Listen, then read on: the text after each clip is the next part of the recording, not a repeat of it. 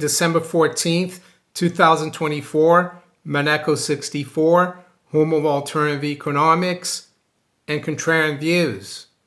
Today we're going to look at M2 and how it's indicating to me that the Federal Reserve and the US government, Congress, they have very little intention of protecting the value of your dollar. Yes, we're going to continue to see debasement of the currency, unfortunately, and that's what inflation is.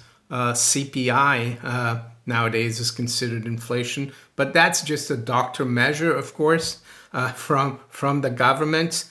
So before we look at M2 and what it's telling me, just wanted to tell you what M2 is. Well, M2 actually adds M1, which is cash and current account balances, to savings accounts, money market funds, and other deposits under 100,000.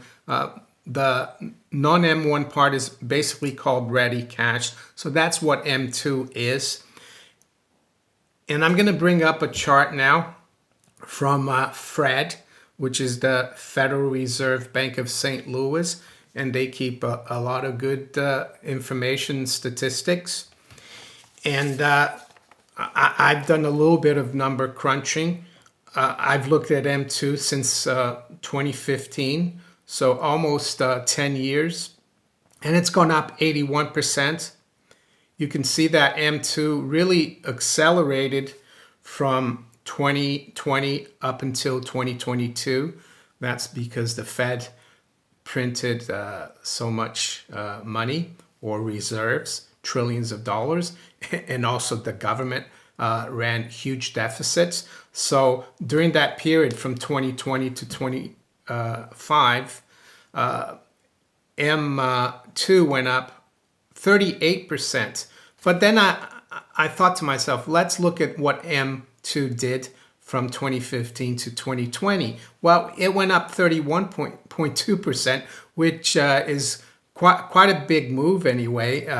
The move in 2025, yes, it looks extreme, but it wasn't that much more than that previous move.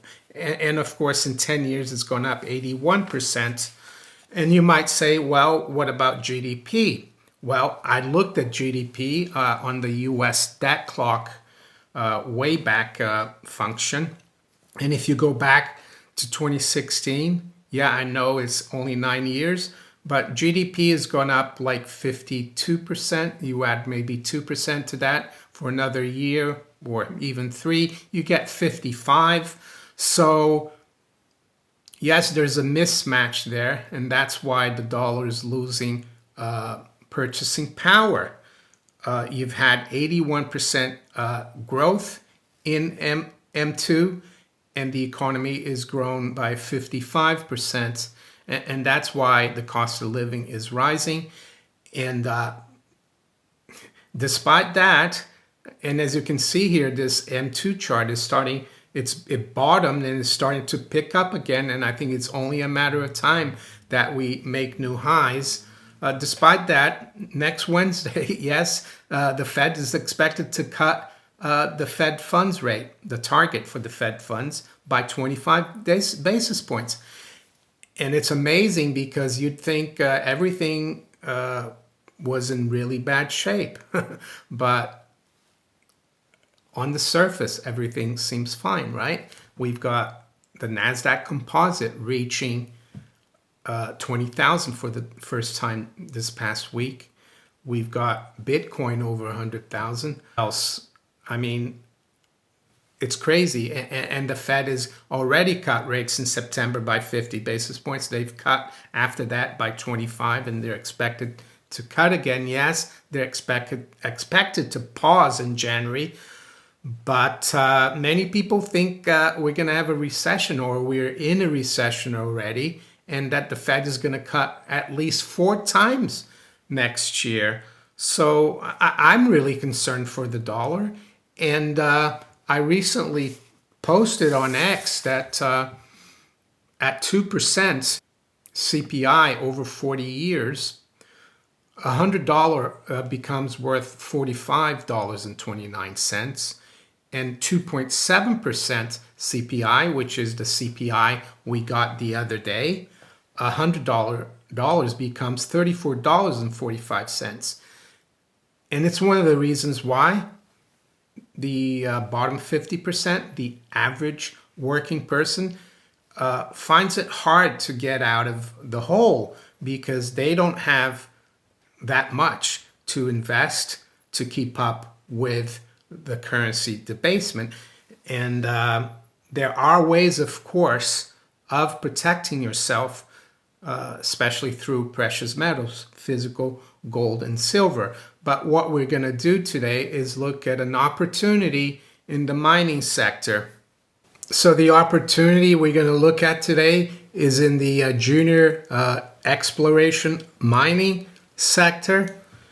And it's interesting because this company is actually about to start producing sometime in the middle of or past the second half of 2025. And before we go further, I just wanted to let you know that this is for informational purposes. I think it's an interesting opportunity, but as a lot of you know, investing in mining companies, especially junior exploration companies, is a risky endeavor. Yes, if you pick the right one, there are huge rewards. So keep that in mind, and don't take my word for it. Do your due diligence, do your own research. So what's the name of this company? Well, it's West Red Lake Gold Mines. And I'd like to thank them for choosing my channel for this report. And we're going to start with the location or the jurisdiction, which I think is very interesting. Well, West Red Lake is a region or district of Northwest Ontario. It's got a rich history of gold mining. They had a gold rush from 1925 to about 1935. Over the last almost 100 years, they've mined 30 million ounces of gold in the area.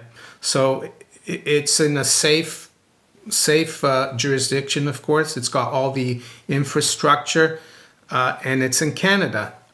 Well, let's look at who's involved in West Red Lake, and I think this is a big reason as to why I think you need to give this some attention. And it's Frank Giustra. I've got an article here from miningstock.com, and it says his 5 million stake helped launch a 40 billion gold behemoth. And they consider him the Elon Musk of Canadian mining, and they ask the question, is he poised to do it again?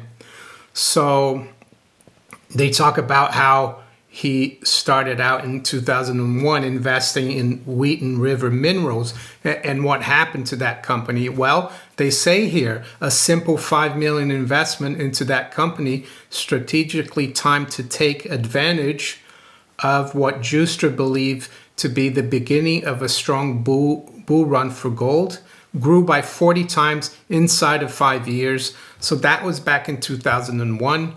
That's when gold started going up. Of course, it went from $250 to $1,920 by 2011.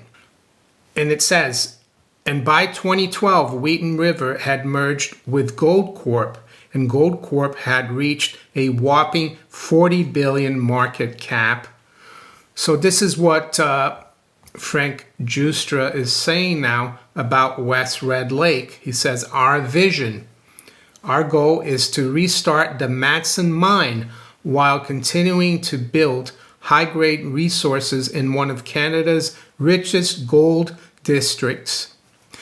Every mining company starts with a good mine. Well, that's the Madsen mine. So let's have a look at what the Madsen mine has done over the years, the timeline. Well, they mined 2 million ounces at 9 grams per ton, which is very rich, rich ore there, from 1936 to 1972. And the interesting thing about the Madsen property is that from 2015 to 2022, Pure Gold took over the mine. They invested $350 million building a plant. Unfortunately, they kind of screwed up the project, and they went belly up. And in 2023, West Red Lake Gold Mines Limited and Frank Giustra bought it for pennies on the dollar, as you can see here. $6.5 million in cash, 1% NSR, and debt converted to equity. So right now, I think the company's market cap is about 130 million US dollars. So even if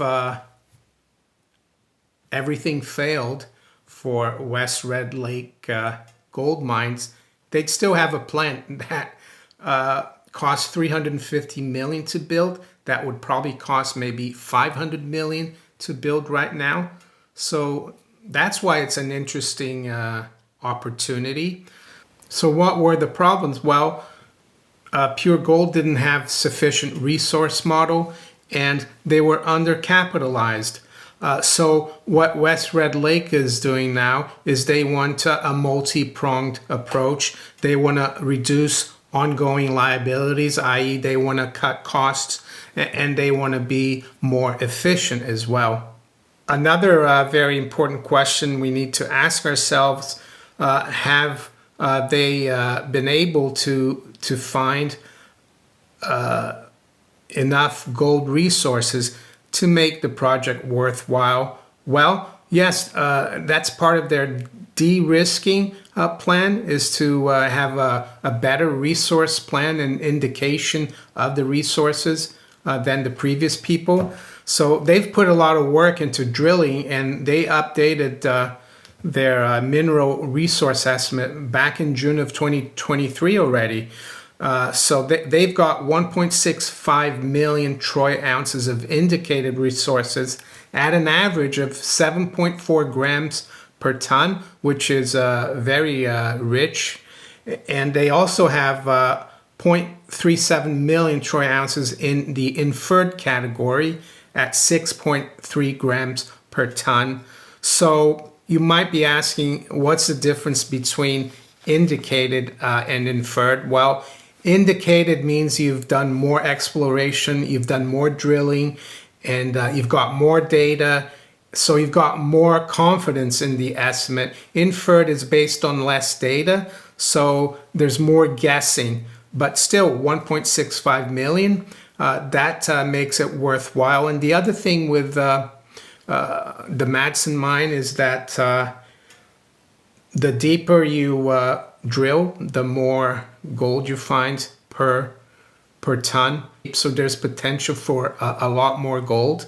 And as I said, Madsen mine has already produced 2 million ounces over the decades.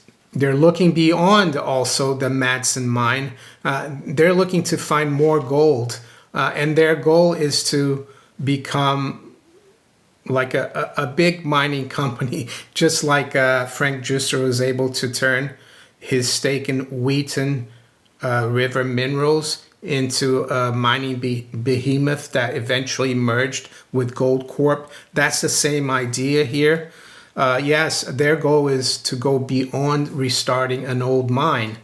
And what they're hoping to do is that restarting the Madsen mine helps them finance and support the other exploration in order to make the West Red Lake Gold Mines company an even bigger company. Now we're going to look at the management of the company, because that's something that they needed to make sure that they worked on, because the previous company, of course, didn't have the right people to make it successful. So the CEO, Shane Williams, he's known to build mining projects very quickly and successfully. They've also got a very good CFO, Harpreet Dhaliwal. She's good at managing the finances. And they got a VP of exploration, Will Robinson, who's got a very good track record at finding gold. So now let's look at why this mining exploration company is just about to become also a producing company. And despite the fact that they're going to continue to drill to improve their resource estimates, they're also working on getting the mine ready to operate. And they recently announced that they completed half a tunnel that is in the property. It's called the connection drift, and it helps connect different parts of the mine, and it makes it easier to get the ore out of the mine. And they expect to complete this connection drift work by the beginning of next year. So they could potentially be producing gold, as I said earlier, in the second half of 2025. And they've also started working on a primary crusher. That's where you crush the rock, right, to get the finer parts of the rock. So they're very near producing gold. And with that, I'm going to switch back to that article from miningstock.com where they talk about West Red Lake and how they're about to enter the golden runway of a would-be gold producer. So let's go through this really quickly here. It says in gold exploration development, there's a definite pattern to when investors reap the most profits. The industry uses a chart called the Lassonde curve to describe this pattern. And it goes on to say, as you can see from the chart, there are 2 times in the mine's life cycle where investors can make good money. The first is the jump from pre-discovery to discovery of a deposit. Of course, that's already gone. The exciting phase, defining a deposit, where before there was nothing, creates value, of course. But once the initial excitement of a discovery has worn off, a company is left with the long, hard slog of defining the project's economics, securing permitting, and getting community buy-in. So next time of investor profits, often the most lucrative is called the golden runway exit visual buildery. That's when a miner gets close to going into operation, which can also be described as going from cash consuming entity to a cash generating entity. This can be a great time to jump on board on a budding gold producer, especially if gold prices are high as they're now. The good news for West Red Lake is that with all that in place, infrastructure and existing permitting, the company's ascent into the golden runway should be quick and steep. So there you go. So do your due diligence, do your homework, and decide for yourself. And before I finish, I just wanted to let you know that the ticker symbol for West Red Lake gold mines is WRLG in Canada and WRLGF in the US. And if you want to find out more about the company, there's a link below in the description to their website, and they have a corporate presentation. So I suggest you look at that before you decide anything. And with that, I'd like to wish you all a very good day and a very good rest of the weekend. Take care. Bye.